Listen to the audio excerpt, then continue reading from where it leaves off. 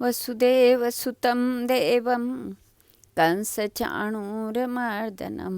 देवकी परमानन्दं कृष्णं वन्दे जगद्गुरुं कृष्णं वन्दे जगद्गुरुं। ओम श्री परमात्मने नमः। पहला अध्याय। धृतराष्ट्र बोले, हे संजय, धर्मभूमि कुरुक्षेत्र में इकट्ठे हुए युद्ध की इच्छा वाले मेरे और पांडु के पुत्रों ने क्या किया। इस पर संजय बोले, उस समय राजा दुर्योधन ने व्यूह रचना युक्त पांडवों की सेना को देखकर और द्रोणाचार्य के पास जाकर यह वचन कहा, हे आचार्य, आपके बुद्धिमान शिष्य द्रुपद पुत्र धृष्टद्युम्न द्वारा व्यूहकारक खड़ी हुई पांडु पुत्रों की इस बड़ी भारी सेना को देखिए।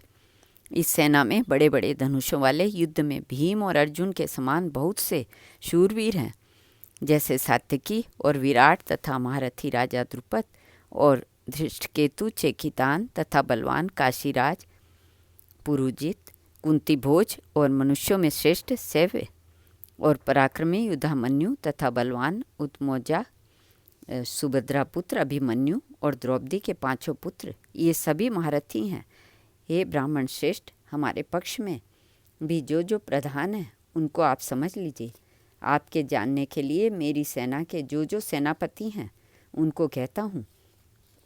एक तो स्वयं आप और पितामह भीष्म तथा कर्ण और संग्राम विजय कृपाचार्य तथा वैसे ही अश्वत्थामा विकर्ण और सोमदत्त का पुत्र भूरिश्रवा तथा और भी बहुत से शूरवीर अनेक प्रकार के अस्त्र शस्त्रों से युक्त मेरे लिए जीवन की आशा को त्यागने वाले हैं।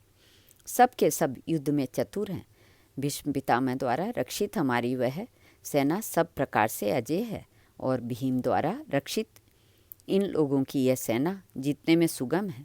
इसलिए सब मोर्चों पर अपनी अपनी जगह स्थित रहते हुए आप लोग सब के सभी निसंदेह भीष्म पितामह की ही और सब ओर से रक्षा करें। इस प्रकार द्रोणाचार्य से कहते हुए दुर्योधन के वचनों को सुनकर कौरवों में वृद्ध बड़े प्रतापी पितामह भीष्म ने उस दुर्योधन के हृदय में हर्ष उत्पन्न करते हुए उच्च स्वर से सिंह की नाद के समान गर्ज कर शंख बजाया।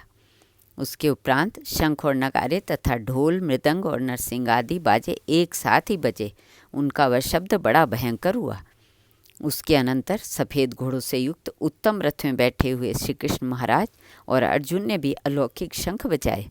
उनमें श्री कृष्ण महाराज ने पांचजन नामक शंख और अर्जुन ने देवदत्त नामक शंख बजाया। भयानक कर्म वाले भीमसेन पौड्र नामक शंख महाशंख बजाया। कुंती पुत्र राजा युधिष्ठिर ने अनंत विजय नामक शंख और नकुल सहदेव ने सुघोष और मणिपुष्पक नाम के शंख बजाए। श्रेष्ठ धनुष वाले काशीराज और महारथी शिखंडी और धृष्टद्युम्न तथा राजा विराट और अजय सात्यकी तथा राजा द्रुपद और द्रौपदी के पांचों पुत्र और बड़ी भुजा वाले सुभद्रा पुत्र अभिमन्यु, इन सब ने हे राजन अलग अलग शंख बजाए। और उस भयानक शब्द ने आकाश और पृथ्वी को भी शब्दायमान करते हुए धृतराष्ट्र पुत्रों के हृदय विदीर्ण कर दिए। हे राजन, उसके उपरांत कपिध्वज अर्जुन ने खड़े हुए धृतराष्ट्र पुत्रों को देखकर उस शस्त्र चलने की तैयारी के समय धनुष उठाकर पृथ्वी ऋषिकेश श्री कृष्ण महाराज से यह वचन कहा, हे अच्युत, मेरे रथ को दोनों सेनाओं के बीच में खड़ा करिए, जब तक मैं इन स्थित हुए युद्ध की कामना वालों को अच्छी प्रकार देख लूं कि इस युद्ध रूप व्यापार में मुझे किन किन के साथ युद्ध करना योग्य है। दुर्बुद्धि दुर्योधन का युद्ध में कल्याण चाहने वाले जो जो ये राजा लोग हैं, दुर्बुद्धि दुर्योधन का युद्ध में कल्याण चाहने वाले जो जो राजा लोग इस सेना में आए हैं, उन युद्ध करने वालों को मैं देखूंगा। संजय बोले, हे धृतराष्ट्र, अर्जुन द्वारा इस प्रकार कहे हुए महाराज श्री कृष्णचंद्र ने दोनों सेनाओं के बीच में भीष्म और द्रोणाचार्य के सामने और संपूर्ण राजाओं के सामने उत्तम रथ को खड़ा करके ऐसे कहा कि हे पार्थ, इन इकट्ठे हुए कौरवों को देख। उसके उपरांत प्रथापुत्र अर्जुन ने उन दोनों ही सेनाओं के स्थित हुए पिता के भाइयों को, पितामहों को, आचार्यों को, मामों को, भाइयों को, पुत्रों को, पौत्रों को तथा मित्रों को, ससुरों को और सुहृदों को भी देखा। इस प्रकार उन खड़े हुए संपूर्ण बंधुओं को देखकर वे अत्यंत करुणा से युक्त हुए। कुंती पुत्र अर्जुन शोक करते हुए यह बोले, हे कृष्ण, इस युद्ध की इच्छा वाले खड़े हुए स्वजन समुदाय को देखकर मेरे अंग शिथिल हुए जाते हैं और मुख भी सूखा जाता है और मेरे शरीर में कंप तथा रोमांच होता है तथा हाथ से गांडीव धनुष गिरता है और त्वचा भी बहुत जलती है तथा मेरा मन भ्रमित सा हो रहा है, इसलिए मैं खड़ा होने को भी समर्थ नहीं हूँ। हे केशव, लक्षणों को भी विपरीत ही देखता हूँ तथा युद्ध में अपने कुल को मारकर कल्याण भी नहीं देखता।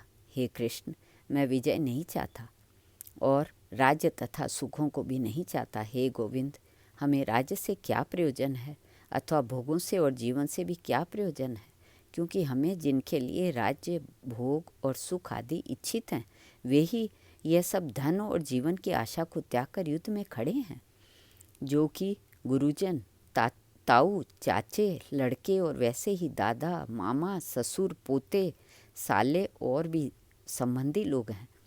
इसलिए हे मधुसूदन, मुझे मारने पर भी अथवा 3 लोक के राज्य के लिए भी मैं इन सब को मारना नहीं चाहता, फिर पृथ्वी के लिए तो कहना ही क्या है। हे जनार्दन, धृतराष्ट्र के पुत्रों को मारकर भी हमें क्या प्रसन्नता होगी, इन आतताइयों को मारकर तो हमें पाप ही लगेगा।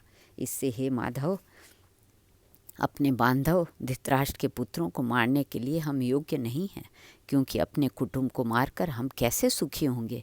यद्यपि लोभ से भ्रष्टचित्त हुए ये लोग कुल के नाशकृत दोष को और मित्रों के साथ विरोध करने में पाप को नहीं देखते हैं, परंतु हे जनार्दन, कुल के नाश करने से होते हुए दोष को जानने वाले हम लोगों को इस पाप से हटने के लिए क्यों नहीं विचार करना चाहिए, क्योंकि कुल के नाश होने से सनातन कुल धर्म नष्ट हो जाते हैं। धर्म के नाश होने से संपूर्ण कुल को पाप ही बहुत दबा लेता है तथा हे कृष्ण, पाप के अधिक बढ़ जाने से कुल की स्त्रियां दूषित हो जाती हैं और हे वार्ष्णेय, स्त्रियों के दूषित होने पर वर्ण संकर उत्पन्न होता है और वर्ण संकर कुल घातियों को और कुल को नरक में ले जाने के लिए ही होता है। लोभ हुई पिंड और जल की क्रिया वाले इन पितर लोग भी गिर जाते हैं और इन वर्ण संकर कारक दोषों से कुल घातियों के सनातन कुल धर्म और जाति धर्म नष्ट हो जाते हैं तथा हे जनार्दन, नष्ट हुए कुल धर्म वाले मनुष्यों का अनंत काल तक नरक में वास होता है, ऐसा हमने सुना है। अहो, शोक है कि हम लोग बुद्धिमान होकर भी महान पाप करने को तैयार हुए हैं, जो कि राज्य और सुख के लोभ से अपने कुल को मारने के लिए उद्यत हुए हैं। यदि मुझ शास्त्र रहित न सामना करने वाले को शस्त्रधारी धृतराष्ट्र के पुत्र रण में मारे तो वह मारना भी मेरे लिए अति कल्याणकारक होगा। संजय बोले, रणभूमि में शोक से उद्विग्न मन वाले अर्जुन इस प्रकार कहकर बाण सहित धनुष को त्याग कर रथ के पिछले भाग में बैठ गए।